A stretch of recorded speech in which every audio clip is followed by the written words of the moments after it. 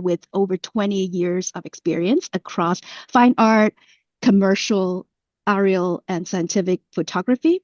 He has taught at City College of San Francisco and Academy of Art University, led advanced digital imaging programs, and served as executive director of American Photographic Artists, San Francisco. As managing director, managing partner of Capital Art Studios, he collaborated with national brands and mentored emerging creatives. Liam also support personal growth through coaching, helping others navigate life transition with a holistic approach. Please join me in welcoming Liam. Thank you so much. Thanks everyone for joining us today too. It's such an honor for me to be a part of this series with the library, and I'm excited to share with you what my path has looked like. I guess I'll go ahead and share my screen.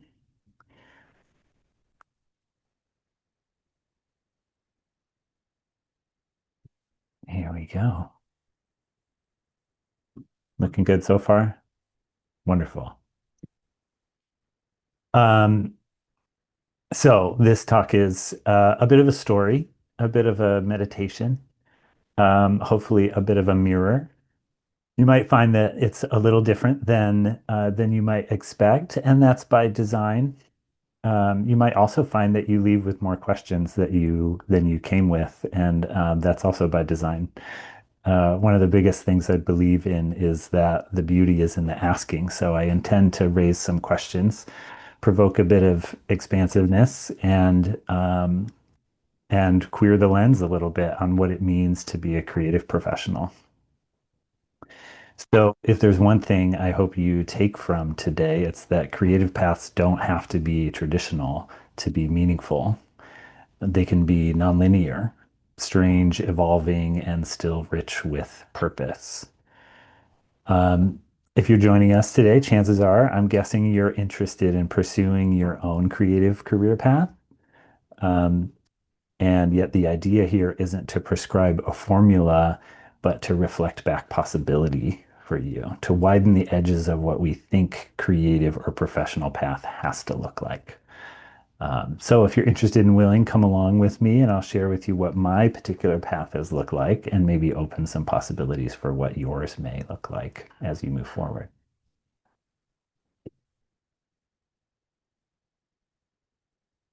Quite simply, my path has been anything but linear. Um, I've worked in photography for many years, 26 years now, actually. Um, Education, business, nonprofits, and now more recently in coaching. And as we move through this, I'll explain more about how all of that has tied together. Some of it was by design, and some of it unfolded organically through intuition and necessity. Unexpected doors opening, quite certainly. There were seasons along the way where I was rebuilding, seasons where I was hustling, and some where I was resting. And some of those seasons might resonate with you, and I want to reassure you that all of them count. I want to challenge the idea that only the forward public-facing progress is legitimate. We all have things we're working on, and that all takes time. So, what all ties it together? That's what we're going to explore today. It's taken some experimentation and a lot of unlearning and a lot of listening to figure it out. But before I get to my story and that path, this is, after all, about photography. So let's start by sharing some of my work so you have a better idea who I am as an image maker. So let me flip to my website. And I'll show you at least some of the work I've done over the last several years, at least that which I've made public. There's obviously a lot more behind the under the surface, but um, just a note on my site itself. It's pretty weird, pretty unconventional. And if there's one thing you'll learn about me today, it's that I like to be a little disruptive and unconventional. So I set out to create something strange and engaging, something really visually interesting. And so that's where this site was born. And there's a few projects here that I'll take you through. The last one here is a work in progress and not ready for the public eye, so it is behind lock and key. But I'll start here with a project called Queer. This was a documentary project in 2019 uh, for World Pride in New York City that also happened to coincide with the 50th anniversary of Stonewall. So a very timely project to be talking about today with Pride Weekend just having passed. But I traveled there for the big event in 2019 and took with me some inspiration from a notable photographer named Tom Bianchi, who was big in using Polaroid SX70 for his work. So I just tried to evoke the spirit of his work in the documenting of our experience to create a little bit of a social commentary about some of these cultural aspects, some historical aspects, and things that were feeling relevant at the time. Some of those historical landmarks. This is the Christopher Street Pier in New York City, or what it has become today.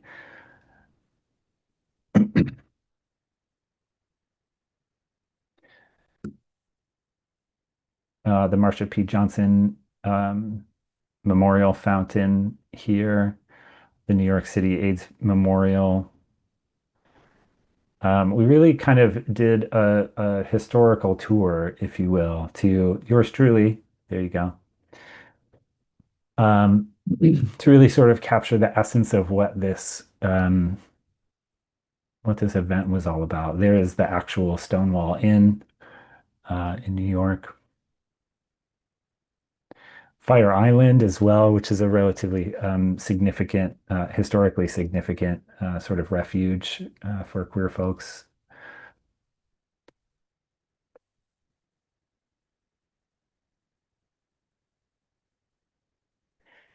This was a pretty challenging project to work on, actually, because Polaroids obviously are one of a kind. You either get it or you don't, and that's just the nature of it. So each of these moments is such a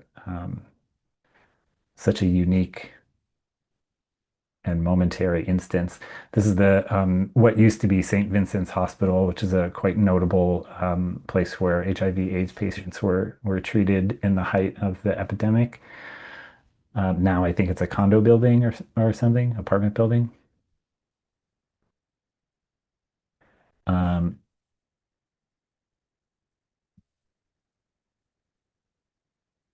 I'm going to speed through the last few of these here so we can move on. You're welcome to spend some time here on my site if you like. URL's up at the top. Liam is a visual artist.cargo.site.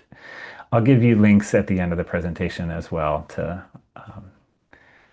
a bunch of the stuff. Anyway, this project ended up being a limited edition book that in the following year, when COVID hit, I organized this into the book and published it as a fundraiser for the Marsha P. Johnson Foundation and sold limited edition copies via social media.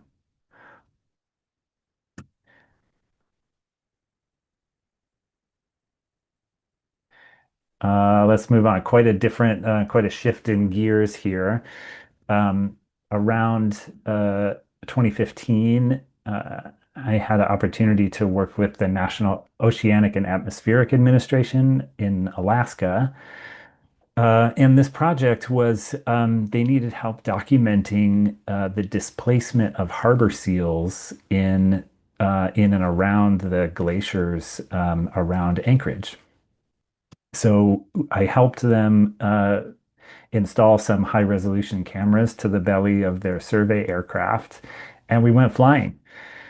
I think it was 4 or 5 hours of flying around in a government aircraft with no bathroom, just a funnel out the back. That was an interesting experience. And in the process, I had the opportunity to make some of this work, which ended up being really kind of a social, not social, but a environmental commentary on um, the drastically changing landscapes that are affecting, obviously, the habitat of these harbor seals that they were so interested in counting. Um, One of the really profound takeaways for me was here I am riding along as a photographer with these scientists in a government plane, and some of them had been doing these surveys for decades now. And just hearing from them how drastically these landscapes have changed over the time that they've been involved in the surveys was really kind of jaw-dropping, and to see the effects of it firsthand from the sky. So all of these images, sorry, they're going by quite fast. I'm realizing now maybe I ought to slow down this slideshow. Uh, but what you're seeing here is my camera bolted to the bottom of the plane as well, and I was remotely triggering from a computer in the cab, as were they. Our cameras were sort of mounted side by side.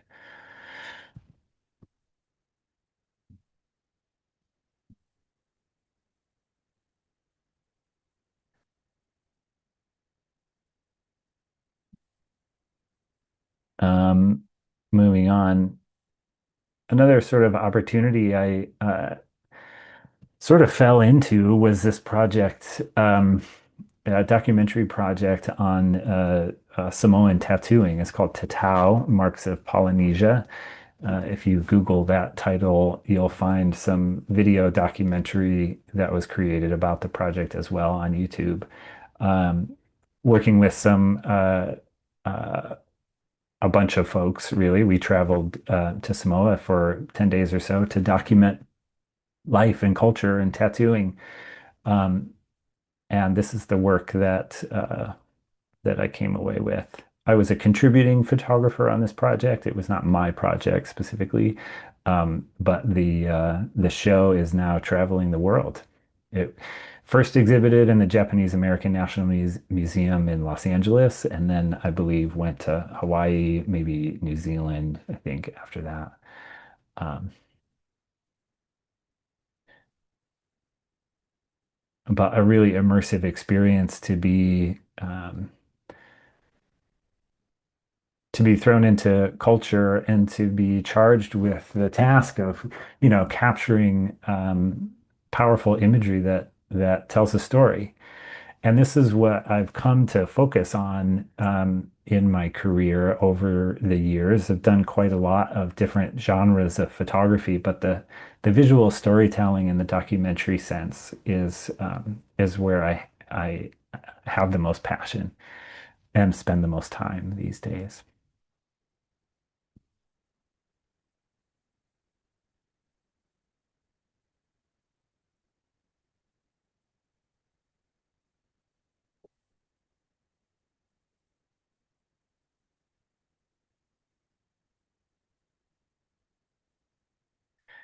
Little bit of an interesting side story.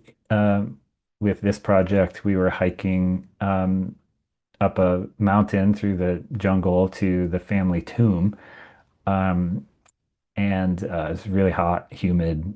I maybe hadn't been taking the best care of myself on this trip, and had a pretty significant heat stroke along the way. It was the closest to death I think I've ever been in my life. I thought for sure they were going to carry my body out of the jungle that day.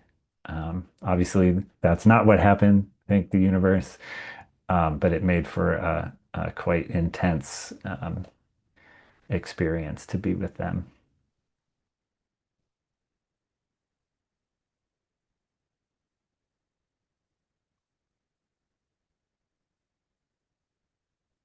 this is said family tomb at the top of the mountain. So made it through the heat stroke and sort of completed the hike, made it to the top of the hill, and with the help of the folks that were with us.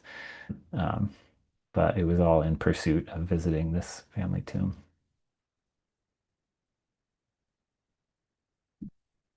Believe that was it. Yeah. There's a little bit more background information on each one of these projects on my site if you want to visit. And then lastly, this category is sort of just a new work. It's a place where I sort of dump things that are hot off the presses, so to speak, and in reverse chronological order. So what you're seeing cycle through on the right-hand side now is work that I shot literally this weekend. I've been working quite a lot with a local fashion designer who happens to be my partner as well, but been documenting his shows, uh, the models who walk for him, and this has been going on for a couple of years now, and I just keep collecting work as we go that's turning into to quite a large documentary project.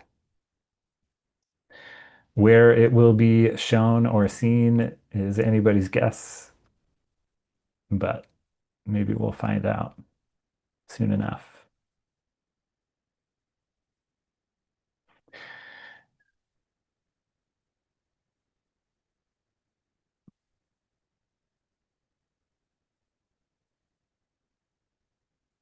Sometimes we work in studios. In this case, um, a lot of the other stuff is sort of behind the scenes uh, opportunity of access, which we'll talk about a little bit more here in a minute. Some more studio work here. Another fashion designer friend of mine, Anthony, local.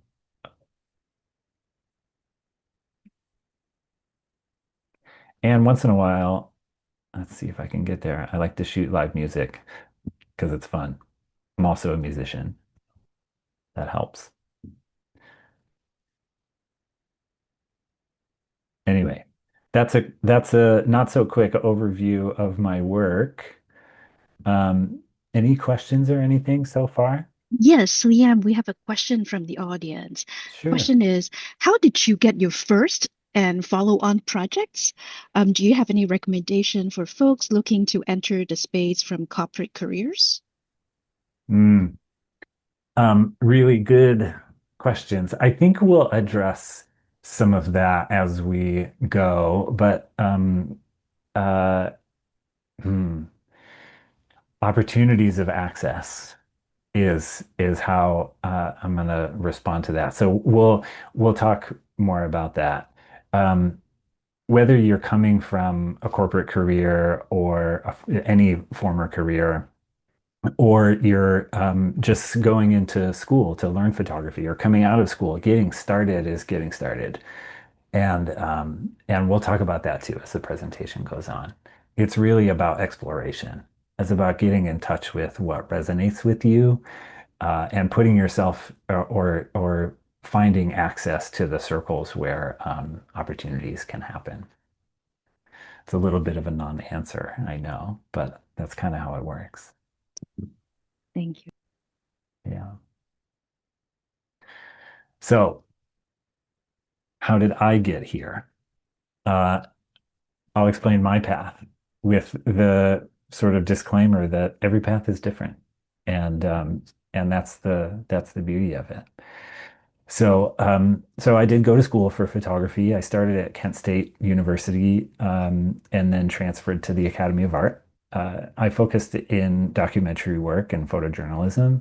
Um, right after school, I worked in a photo lab as a custom printer, um, for quite a while. And then, boom, I was an entrepreneur at 22. I was starting my photography business.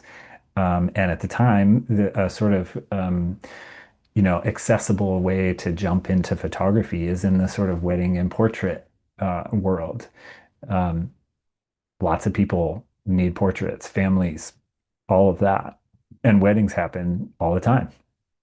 So I jumped in with that and did it for a number of years, but very quickly moved into sales and support of in the photographic industry by working at a camera store, which turned into such an important part of my photography career as a whole because I learned so much about not only equipment, but how to work with people, how to network, and how to really grow those networks.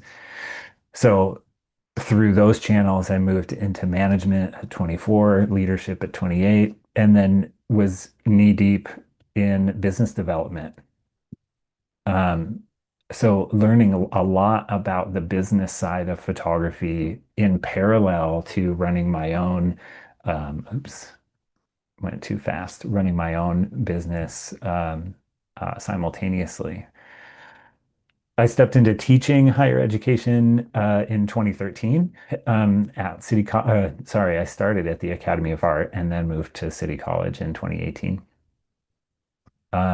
As Lori mentioned, I was the ED of American Photographic Artists in San Francisco as well.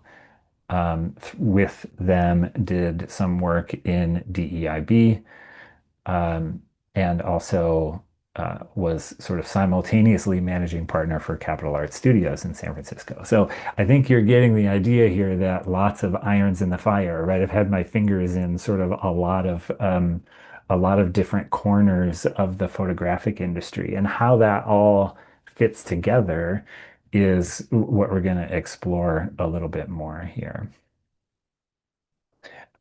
Most recently, as Lori also mentioned, I've also moved into personal development coaching. Again, it's that people thread that has come through all along, is focusing on the human aspect. And I'm also starting to write a book, so lots of lots of fingers in lots of corners of the world. But the point is that this is the messy map, the honest one, the one that includes all the pivots and dead ends and things I didn't know would be useful until much later. And I share this not as a checklist of achievement, but to say, look at how much can unfold when you stay curious and open. You don't have to have the entire future planned. You just need to stay in the game with openness and rigor. Each of these roles that I went through has taught me something different about how systems work, how people move, how creativity gets shaped. And I didn't always know why I was saying yes to something, but I kept listening. And eventually it all started to make sense.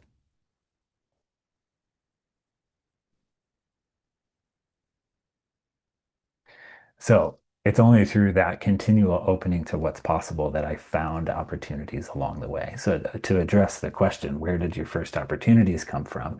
It was about intuitively moving through the world and saying yes and staying open to what is in front of me, that opportunities started to come my way. So it's here, though, that I want to make a point to talk about something, to recognize and acknowledge that the privilege that exists and gives rise to opportunities for people. There's a lot of historical gatekeeping in creative industries, especially in photography. And I've had a fair amount of opportunity afforded to me in my life and career as a cisgender, mostly hetero passing white man. So much of my work has come about, at least in part, because of access to opportunities. And opportunities of access isn't static, it's contextual. You might have access in one space and not in another. Some of the most pivotal shifts in my career came from someone naming a possibility I didn't know existed, or inviting me into a room I didn't know I belonged in.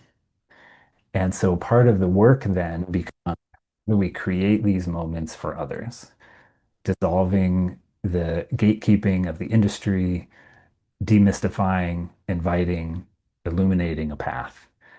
And that's been a thread, a through point through much of my career. There's a internet meme that I love that is something like be the person you needed when you were younger. And I try to really hold that center in a lot of what I do in the world. So I just wanted to take a moment to name that. And part of my motivation for doing this very talk in the first place is just that, to open the door and invite others in. Our job, after all, when we are in positions of power or privilege or opportunity, is to leverage it, to turn it outward, not to confuse our comfort with a universal experience, and to practice humility alongside transparency. And so, speaking of those opportunities of access, that's how each one of these things came about.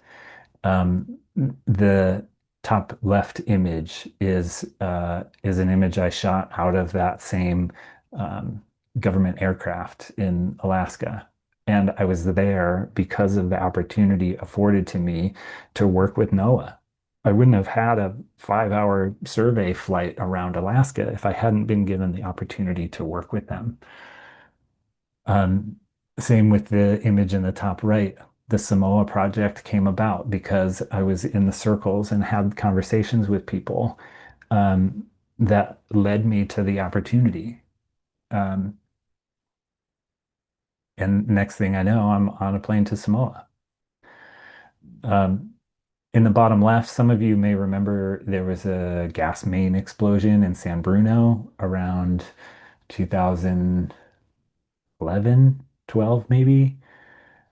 Destroyed a bunch of homes. And at the time, I was working with Bear Images down in Palo Alto, wonderful photographic equipment supplier dealer.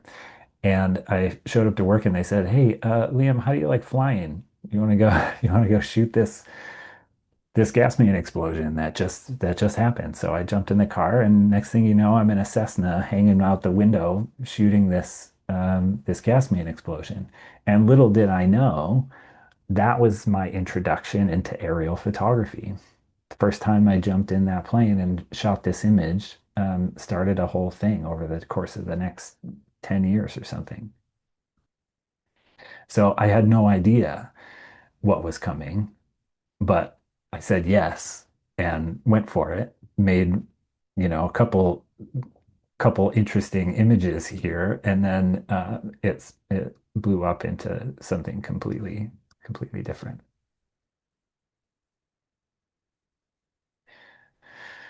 So, if you think there's only a few roles for a photographer, I promise you there are 100 more.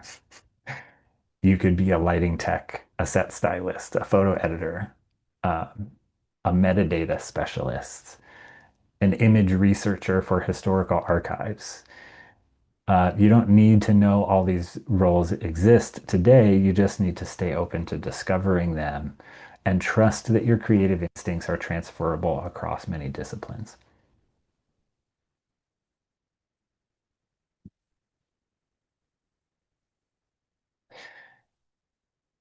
This, in many ways, when you're doing these explorations, is the R&D phase of your creative life, to explore widely and try things that don't make sense yet.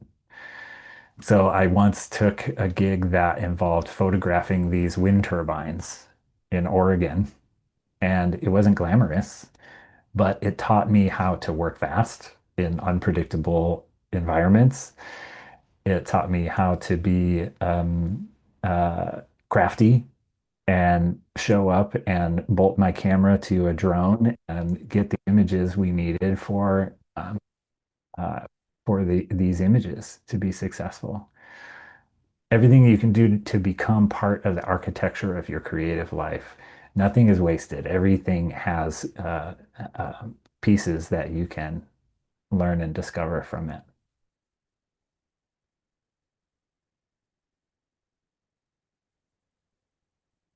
So to that end, I wanted to include what I call Liam's Wheel of Possibilities. I use this in I teach a business practices of photographer for photography um, class at City College, and I use this in that course to illustrate just how many ways there are to be a photographer. It's really interesting because I think many people think of being a photographer as a sort of singular thing, but the reality is that we're talking about hundreds of different businesses, really, hundreds of different ways of being in business as a photographer, or just being an artist as a photographer. What is it that you actually do with the camera has massive implications on how you operate as a photographer or as a business. So I'm not going to read through all of these, but just a little illustration to drive that point home. Is this a good time to pause for a question? Do you have any others, Laurie? No, I don't see a question from the audience yet. Okay, wonderful. I'll just continue on. Um, so just continuing on this thread for just a minute, staying open isn't passive, it's a choice, a practice. Means being flexible enough to follow something unexpected and grounded enough to know what you're saying yes to. When you take a leap or trust your gut or reach out on a hunch, that things often shift. Staying open gives life room to surprise you. And I can honestly say that every one of these images on the screen, some of which you've seen a couple times today already, were a surprise to me. They weren't things that I was pursuing or that I thought that I would do. They were things that came towards me, and I stayed open enough to do them, to say yes, to be open to the adventure of it. And and I came away with so much learning and experience, and let alone the imagery to show for it.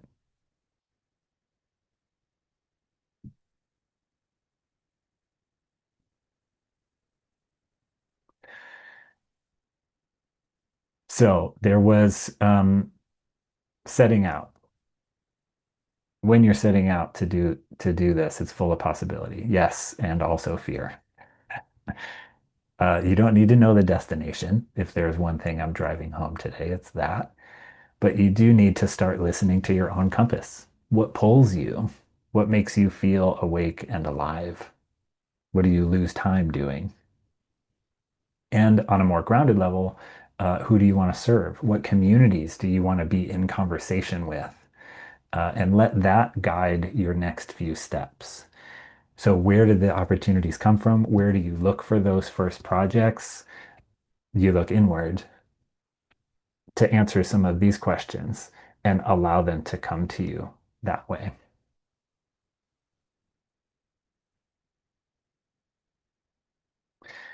A career in photography, in many ways, is a journey of self discovery. Knowing your values, passions, talents, and goals acts as your compass, guiding you toward work that aligns with your vision. Having a creative vision is having something to say visually.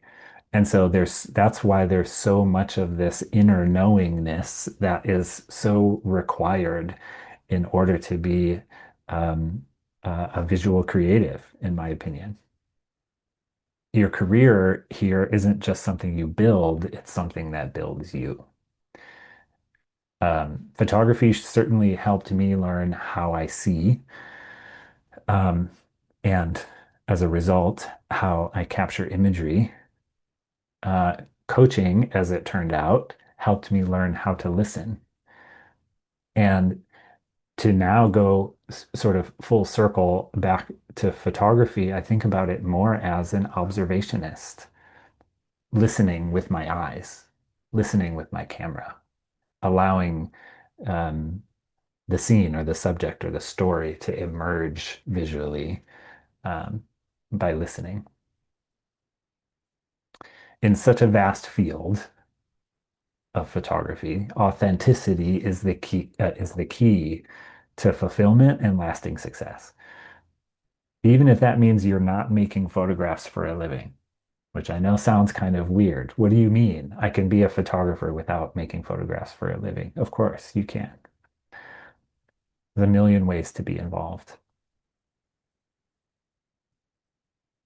And that applies whether you're interested in commercial advertising photography, still life product, fashion, people, weddings, portraits, architecture. Doesn't matter. It's all the same equation. So, a little bit more practical, getting a little bit more practical now. I'll try to give you some actual um, info. It means getting your systems in order. How do you manage your time? How do you invoice clients? How do you set up your workspace? These invisible structures allow your visible work to flourish. So there's all this background work you have to do as a creative professional to be in business. If your goal is in fact to be in business and make money as a photographer. Um, the number one thing I can recommend is learn the business of it, which is why I teach a class on it, of course. It runs once a year in the spring semester. Photo 99 is the course code if you're interested. It is a lot of work, however, I'll forewarn you. So um, be prepared to be non-traditional and explore. Technology wise, there's obviously a big conversation to be had about AI these days. What kind of impact is that going to have on the photographic industry? And it is certainly profound. I think of it as an additional tool, just like I thought about the advent of digital photography in the early days of my career. I was trained in film, and very soon after college, digital started to become more widely accessible, and it was a matter of either adopting new technology or getting left behind. And that was very much a huge reason why my career took the path that it did, because I was an early adopter. So I feel very much the same about AI, although we don't know what the future holds with it. I've already seen it replace many jobs, especially in the retouching side of the industry. But in image generation, generative AI is still has a way to go, in my opinion. So so we'll see what happens. Embracing technology certainly isn't required to be an image maker, but it can help. Again, staying open to what is possible can be helpful. When it comes to equipment, there's always a lot of questions about what do I need? How do I get started? What do you go by? And quite simply, in the beginning, it's usually about budget. Let's not candy coat it. This stuff is expensive. And so defining what you can afford to spend and looking at what's out there, there's the right tool for the right job, just like any other set of tools.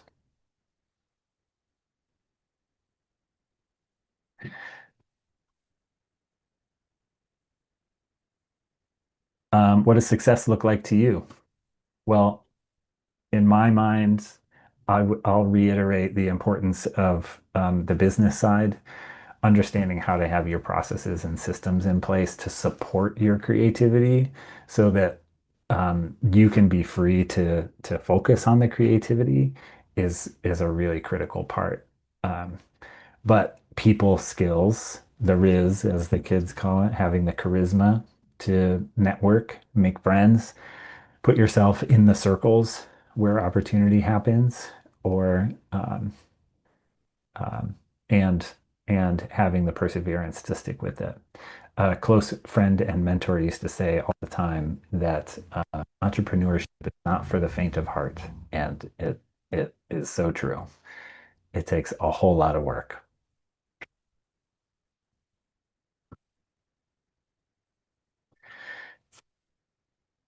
Speaking of people, that became the golden thread really through my career and how I ended up sort of simultaneously focusing on photography and coaching because that emerged as the most important component to me, which is why I focus on people photography now, and especially and specifically the storytelling related to people.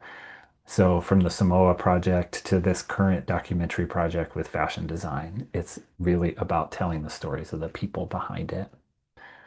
Um, and the point is, the story, um, including the story about who you are as an image maker, is never just what's visible. Uh, I'm drawn to what lives beneath the surface. So what is it that you're drawn to? I'm trying to, let's see. Yeah, almost there. I'm conscious of time just to leave some time for Q&A at the end if we want to. Um, so the point being, wherever you are in your path, the beginning, the middle, or making a pivot, I hope something in this helped widen the frame. Um, you don't have to rush. You don't have to compete. You don't have to know what the next steps are. Just keep showing up to what's real. Keep listening for what feels alive and trust that your creative life is unfolding in ways you might not even see yet. Just allow space for it to be.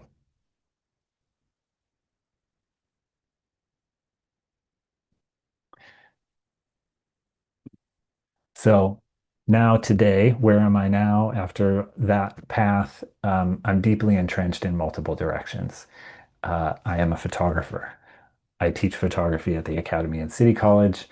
I have a personal development coaching practice that keeps me grounded in one-to-one witnessing of others' lives. And I think about that as practice for attuning with people as I'm making their photographs. They're complementary in both directions. Um, I also run another brand new company called Daddy's Here. It's a kind of a tongue-in-cheek handyman and life coach in one combined. This is something to keep me crafty and a whole different kind of creativity that I enjoy working with my hands. Um, and also working on a book, as I mentioned. So these are my links on screen. You can find my photography work there. The parent company site will lead you to all of my other sites, and my socials are down below. This last link, oh, I didn't, real quickly, I forgot to show um, some examples of student work I collected over the years, and there's a link to this gallery in there as well. So all of this work is a direct result of a demo or a lecture or a topic that we explored in class, where I've taught them a particular technique or an approach or something, and then these are the resulting photographs of some of my students.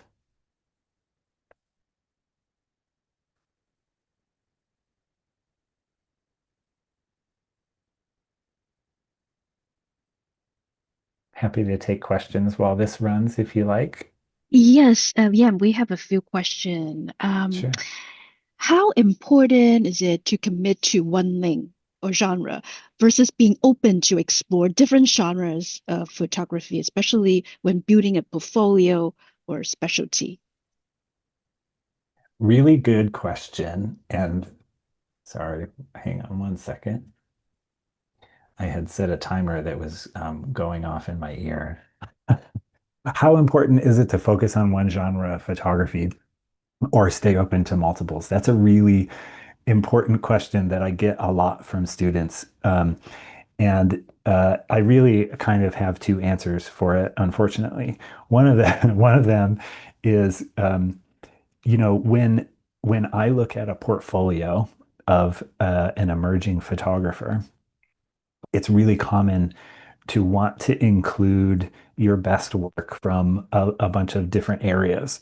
Maybe you have some portraits in there. Maybe you have some landscapes. Maybe you also have some architecture and some cars or something. Um, and they can all be wonderful photographs, but um, having some uh, level of cohesiveness across um, the body of work that is your portfolio is pretty important to me. When looking at your body of work, does it tell me who you are as an image maker? And again, I know that's kind of a non-answer, but what I'm getting at is that if you have too many genres represented, it can be difficult to get a sense of who you are as a photographer. What do you really have to say? Who are the clients that you're really going after, and how do you appeal to them, right? So I do think that it's nice to not necessarily like pigeonhole yourself in one specific category, but to try to be focused enough to offer a cohesive presentation to the world, if that makes sense. All that being said, it is very common for us photographers to be involved in multiple genres. So certainly keep exploring them, but focus on your strongest of the strong work. Thank you, Liam. Another question from the audience. Um, do I need to go to school to proceed even though I have been told I have a good eye? Do they need to go Awesome. to photography school? Yeah, really good question. As a professor of higher education photography, I'm going to say it can be helpful. Um, there's certainly a lot that you can learn, obviously, by studying formally in a school environment. But is it required to be successful in photography? Not at all. Um, very rarely, if ever, is anybody sort of checking your credentials in terms of a degree or what kind of training and education you have as an image maker. The important parts are, obviously your work must be strong. Um, and if you have the business acumen to back it up, to focus on the marketing, to be dedicated to setting up your systems and practices and things. Uh, I've seen wildly successful photographers that are um, you know marginally good at making photographs, but really excellent business owners. And maybe they've gone to school and maybe they haven't. So it really depends more on your ability to sort of go for it. Thank you, Liam. How do Yeah. you see AI impacting the future of photography, both creatively and professionally? Yeah, another really good one. It's anybody's guess. I mean, in short, we don't know. Where it's making really big impacts in the industry now is in the post-production side, because so much is now integrated into Adobe Photoshop, um, that the retouching side of things is becoming really automated, powered by AI. But generative AI, in terms of making new imagery, is still pretty limited, in my opinion. It's certainly not infallible. The resolution isn't that great. Even in Photoshop, for example, if you're familiar, if you use the generative AI tools in Photoshop, the resolution is still pretty limited. So if you're starting with a high resolution image from any of today's modern high resolution cameras, chances are the generative AI component that you've made in Photoshop doesn't match the resolution of your camera. So anyway, long story short, what it's going to do to the industry in the future, who knows? Will it have an impact? Undoubtedly. Will photography ever go away completely? I don't think so. Great. Thank you so much, Liam. What advice do you have for maintaining motivation and passion in a long-term photography career? Mm, personal projects. Follow what it is that lights you up. It can be really easy, especially when you're um, all if you're always working on assignment, if you're always creating imagery for other people based on their direction, it can get really tiring, really exhausting, kind of stifling even. So to remember that it is a passion of yours and to focus on the things that really get you excited. Go do the personal project, even though nobody's paying you to do it. Do it because it feeds you creatively and sparks that love again. Great. Thank you for sharing that. Liam, what obstacles did you encounter when starting your photography career, and how did you manage to overcome these obstacles? Oh boy. I don't, what obstacles didn't I face? Um, hmm, good question. Um, sorry, let me pop back over here for a second. In fact, I guess I can stop sharing my screen now. I'm buying myself time to look at my notes. Um,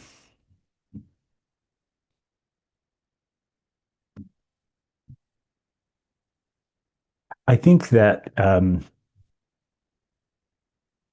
I think that realistically, my biggest obstacle was my own mindset. Um, that the idea that my way of doing it or my path through the industry wasn't right or wasn't good enough. Sort of the imposter syndrome of the whole thing, which I think is something that a lot of us kind of deal with uh, in a lot of different ways.